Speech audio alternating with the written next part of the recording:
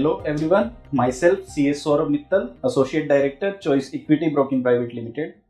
We are again here to discuss regarding our series on individual taxation.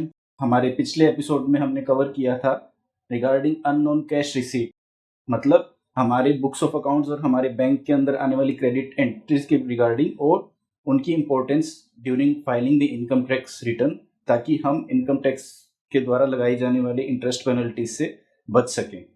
हमारे आज की series के अंदर हम एक बहुत ही इंपॉर्टेंट टॉपिक कवर करने वाले हैं जो I think most of the individuals के लिए इंपॉर्टेंट है, क्योंकि मैक्सिमम लोग इधर ट्रेडिंग के लिए या फिर इन्वेस्टमेंट के लिए शेयर्स के अंदर डील करते हैं। तो आज के इस टॉपिक के अंदर हम कवर करने वाले हैं regarding the grandfathering concept of long term capital gain, जो गवर्नमेंट ने 2018 में इंट्रोड्यूस किया था। आई एम होपफुल कि हम आज के इस वीडियो के बाद में इस बारे में एक अच्छी अंडरस्टैंडिंग लेके निकलेंगे। So to begin with, this concept has been introduced in 2018 only, recently 3 years ago, after the government made the LTCG taxable. Earlier 2018 से पहले long term capital gain on shares taxable नहीं था, exempt था। 2018 के बाद में गवर्नमेंट ने इसको टैक्सेबल कर दिया है। सो हम जब ग्रैंडफादरिंग कॉन्सेप्ट की बात कर रहे हैं तो हमें सबसे पहले ये समझना है कि ये नया लॉन्ग टर्म कैपिटल गेन है किस चीज के ऊपर। ये बेसिकली नया लॉन्ग टर्म कैपिटल गेन है लिस्टेड इक्विटी शेयर्स के केस में या फिर इक्विटी ओरिएंटेड म्यूचुअल फंड्स, क्योंकि यही दोनों आइटम्स हैं जो पहले एग्जम्प्ट थे, टैक्स के दायरे से बाहर थे, और अब 2018 ऑनवर्ड्स इन दोनों को टैक्स के दायरे के अंदर लेके आया गया है। तो ये नया long term capital gain listed equity share और इक्विटी ओरिएंटेड म्यूचुअल फंड से पर्टेन करता है। पहले इसके ऊपर कोई कैपिटल गेन नहीं था, बट अब इसके ऊपर capital gain tax income tax में लगता है। 1 अप्रैल 2018 से जो रेट ऑफ टैक्स एलटीसीजी पे इंट्रोड्यूस किया गया है दैट इज 10%।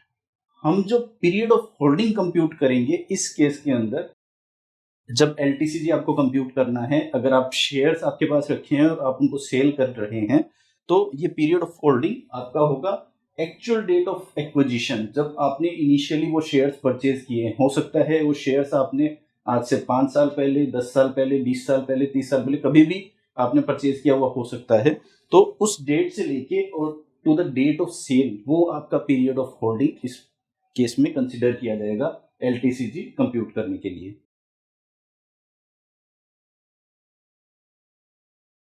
यहाँ पे जो इंपॉर्टेंट बात है जो हमें नोटिस करना है, अगर 1 लाख रुपए तक आपका लॉन्ग टर्म कैपिटल गेन है, 1 लाख रुपए तक का आपका कैपिटल गेन एग्जम्प्ट है एक फाइनेंशियल ईयर के अंदर, अगर आपका अमाउंट 1 लाख से एक्सीड करता है तो जितना अमाउंट आपका 1 लाख से ऊपर है प्रॉफिट का, कैपिटल गेन का एलटीसीजी के अंदर, उसके ऊपर हम टैक्स पे करेंगे eight the rate of 10%। 1 lakh रुपए आपका एग्जम्प्ट रहेगा एलटीसीजी के अंदर under the LTCG concept, tax concept on LTCG. एक एग्जांपल लेते हैं। हमने पिछली स्लाइड में कहा कि 1 लाख रुपए तक आपका एलटीसीजी एग्जम्प्ट होगा, उसके ऊपर टैक्स नहीं लगेगा। तो इस एग्जांपल में लाइक मिस्टर ए हैं जिनका total LTCG current financial year 1920 के अंदर है, केस 1 के अंदर 90,000, केस 2 के अंदर 1,90,000। तो केस 1 में क्योंकि ये अमाउंट 1 लाख रुपए से कम है, इसलिए ये फुल्ली एग्जम्प्ट रहेगा, कोई टैक्स मुझे पे करने का रिक्वायरमेंट नहीं है। केस 2 के अंदर 1,90,000 रुपए का मेरा टोटल एलटीसीजी है, तो इस केस में 1 लाख रुपए तक मेरा टैक्स फ्री एलटीसीजी होगा और 90,000 रुपीज के ऊपर मुझे लॉन्ग टर्म कैपिटल गेन देना पड़ेगा 10% के रेट से।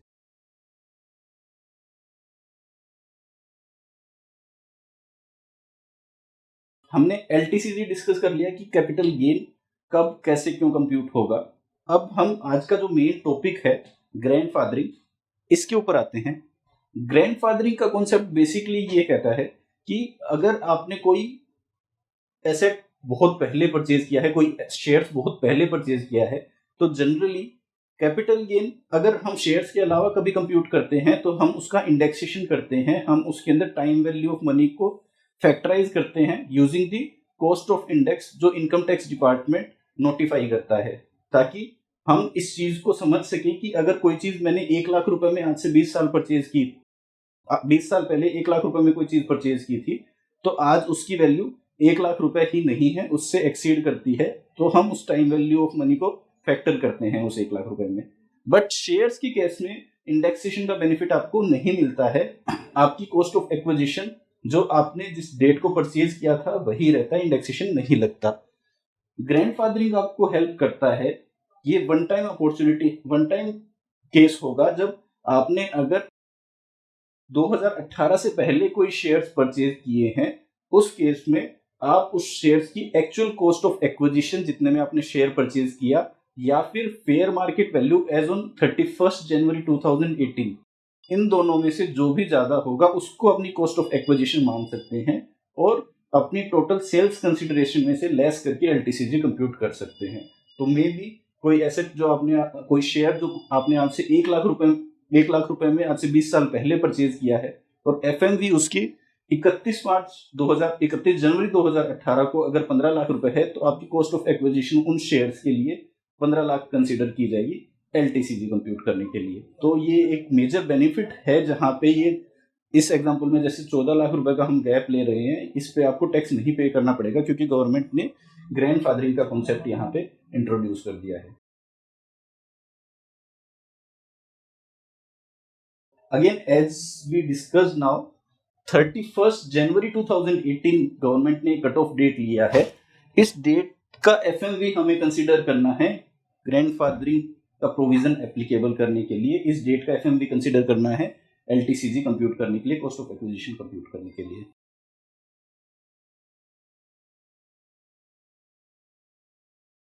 हमने अभी जस्ट डिस्कस किया, इंडेक्सेशन का बेनिफिट शेयर्स के लिए एप्लीकेबल नहीं होता। ये प्रोविजन आने के बाद में भी, एलटीसीजी के टैक्सेबल होने के बाद में भी, कॉस्ट ऑफ एक्विजिशन के अंदर आप इंडेक्सेशन नहीं ले सकते। जो आपकी ओरिजिनल कॉस्ट ऑफ एक्विजिशन है वही कंसीडर की जाएगी, सब्जेक्ट टू हम 31 जनवरी 2018 को एफएमवी के साथ उसको कंपैरिजन कर सकते हैं। अगर 31 जनवरी 2018 के बाद में आपने कोई शेयर्स परचेज किए हैं और फिर आप सेल कर रहे हैं उसको, तो उस केस के अंदर आपको नॉर्मल कॉस्ट ऑफ एक्विजिशन उसका लेना पड़ेगा, उस पर आप कोई इंडेक्सेशन नहीं लगा सकते। एक और एग्जांपल के साथ हम समझते हैं कि ये ग्रैंडफादरिंग का कॉन्सेप्ट कैसे प्रैक्टिकली एप्लीकेबल होगा।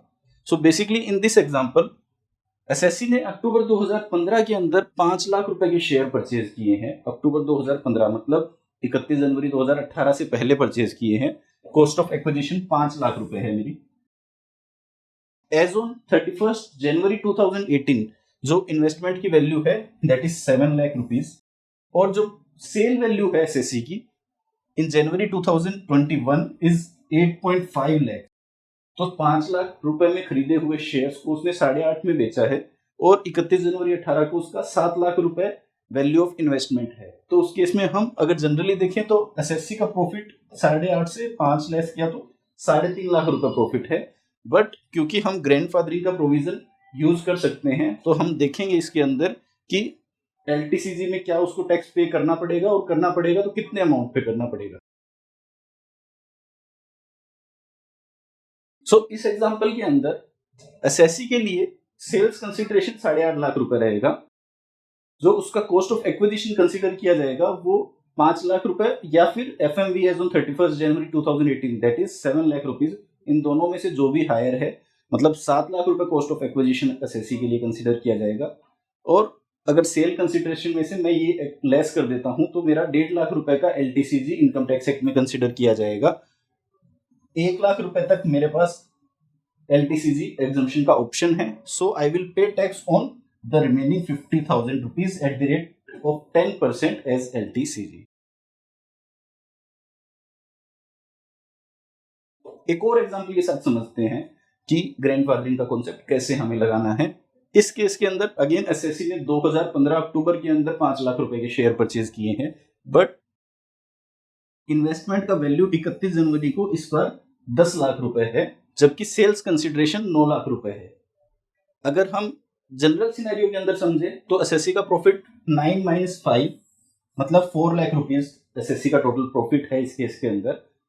बट ग्रैंडफादरिंग का अगर हम कॉन्सेप्ट लगाते हैं इस केस में, तो फिर मैं देखूंगा कि 5 लाख रुपए या फिर 31 मार्च 2018 को जो 10 लाख रुपए की एसएससी की एफएमवी है, फेयर मार्केट वैल्यू है उस इन्वेस्टमेंट की, उन दोनों में से जो भी हायर होगा, मतलब 10 लाख रुपए मेरा कॉस्ट ऑफ एक्विजिशन कंसिडर किया जाएगा इस एग्जांपल में, जिसको मैंने 9 लाख रुपए में करंट ईयर में सेल किया।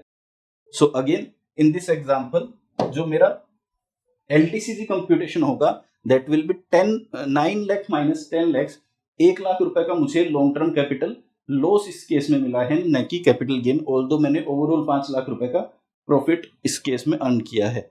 ये जो 1 लाख रुपए का लॉन्ग टर्म कैपिटल लॉस है, ये 2018 से पहले एक डेड लॉस था। अगर मुझे लॉस हो रहा था तो मैं इसको कहीं पे सेट ऑफ नहीं कर सकता था, बट क्योंकि अब एलटीसीजी टैक्सेबल है तो इस 1 लाख रुपए को मैं फ्यूचर के अंदर यूज कर सकता हूं मेरे कैपिटल गेन के साथ में सेट ऑफ करने के लिए। तो ये एक बेनिफिट है जो मुझे मिला है एलटीसीजी के टैक्सेबल होने के बाद में।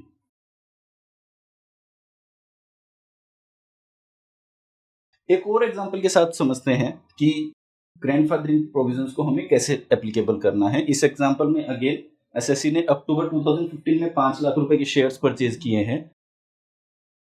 एसएससी ने ये शेयर्स करंटली इस साल बेचे हैं 7 लाख रुपए में, 5 लाख रुपए के शेयर्स 7 लाख रुपए में सेल किए हैं। ऑल्दो उसका वैल्यू ऑफ इन्वेस्टमेंट 31 जनवरी 2018 को 4 लाख रुपए था, मतलब कॉस्ट ऑफ एक्विजिशन से फेयर मार्केट वैल्यू कम हो गया है। हम बार बार में डिस्कस कर रहे हैं कि हम दोनों चीजों में ऊपर वाला कॉस्ट ऑफ एक्विजिशन कंसीडर करेंगे, मतलब 5 लाख रुपए और 4 लाख में से जो भी हायर अमाउंट होगा वो हमारे लिए कॉस्ट ऑफ एक्विजिशन कंसीडर किया जाएगा। तो फिर मेरा कॉस्ट ऑफ एक्विजिशन इस केस में 5 लाख रुपए होगा, सेल वैल्यू मेरा 7 लाख रुपए है। सो अकॉर्डिंगली मेरा जो प्रॉफिट इस केस में निकल के आएगा फॉर एलटीसीजी पर्पज वो 7 - 5 that is 2 lakhs will be my long term capital gain. And क्योंकि 1 लाख रुपए तक कैपिटल गेन एग्जम्प्ट है अब, तो मुझे जो एलटीसीजी पे करना होगा वो 1 लाख रुपए पे करना होगा एट द रेट ऑफ 10%।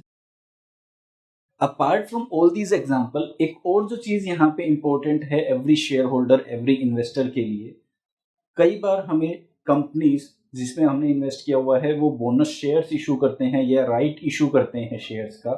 उस केस में मेरा कॉस्ट ऑफ एक्विजिशन क्या होगा? अगर मुझे मेरे 1000 शेयर के बदले 200 शेयर एज अ बोनस मिल रहे हैं, उनकी कॉस्ट ऑफ एक्विजिशन में क्या लूंगा एलटीसीजी कंसीडर करने के लिए?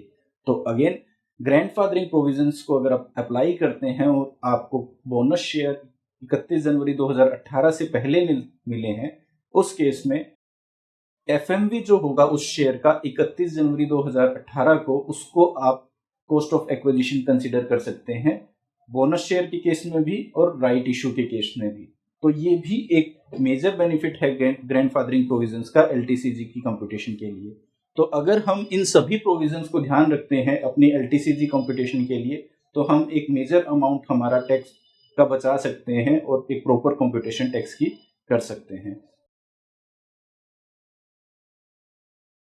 So on this note, thank you very much for watching this session. If you like this video, please press the like button, share and subscribe this channel and share this video also.